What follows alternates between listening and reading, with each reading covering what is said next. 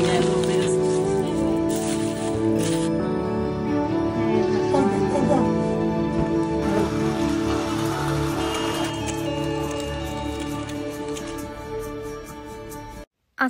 আলাইকুম। আমি আয়েশা নতুন আরেকটি ব্লগ নিয়ে হাজির হয়ে গেলাম। কেমন আছেন আপনারা সবাই? আশা করি সবাই অনেক ভালো আছেন। আজকের দিনটা সকাল থেকেই খুব মেঘলা ছিল। আকাশ মেঘলা থাকলে আমার মন একটু খারাপ হয়ে যায়। কিন্তু না, আজকে আমার মন খারাপ হয়নি। আমার মন আজকে খুবই ভালো। কারণ আমার আম্মু আজকে বাংলাদেশ থেকে আসছে। আম্মুকে মানা করেছিলাম যে বাংলাদেশ থেকে তেমন কিছুই আনতে না, কিন্তু আমি জানি পারলে 2 ব্যাগে করে পুরো বাংলাদেশটাই ভরে নিয়ে আসে। অল্প কয়েক গ্রাম আর কি বেশি। এয়ারপোর্টে আনে আমার কোনো জামিলা হয় না।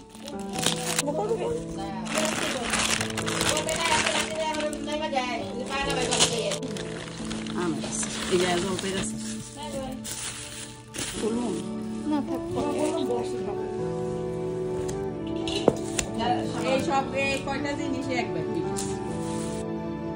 আম্মুর এক একটা ব্যাগ খোলা হচ্ছিল আর আমরা অবাক হয়ে যাচ্ছিলাম। সব খাবারের জিনিস বের হচ্ছিল একটার পর একটা। মনে করে করে আমাদের সবার প্রিয় খাবারের জিনিসগুলো আম্মু এনেছিল। এত কিছু এনেছে, তারপরেও আম্মুর আফসোসের শেষ নেই, কারণ আম্মু নাকি কিছুই আনতে পারেনি। এই অল্প কয়েকটা জিনিস ঢুকানোর পরেই নাকি আম্মুর ব্যাগ ভর্তি হয়ে গিয়েছে।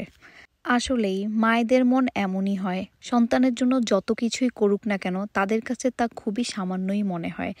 তাই তো আম্মুর না আনতে পারার আফসোস দেখে আমি অবাক হচ্ছিলাম। শীতকাল আসলেই আমার আম্মুর হাতের এই ভাপা পিঠাটা আমার খুবই পছন্দের ছিল।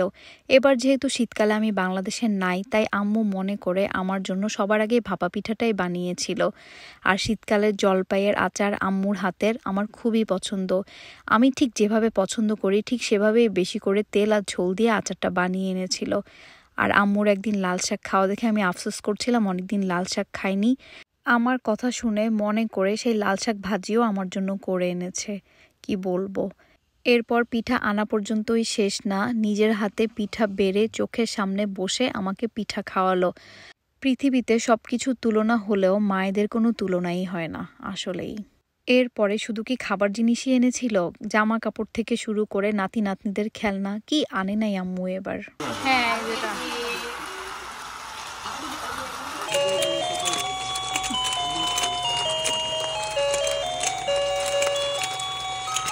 আমার আম্মু যখন আমার বাচ্চাদের সাথে এই খেলনাগুলো দিয়ে খেলছিল, হঠাৎ করেই মনে পড়লো এই তো সেদিনই না আমি এই খেলনাগুলো দিয়ে আমার আম্মুর সাথে খেলতাম।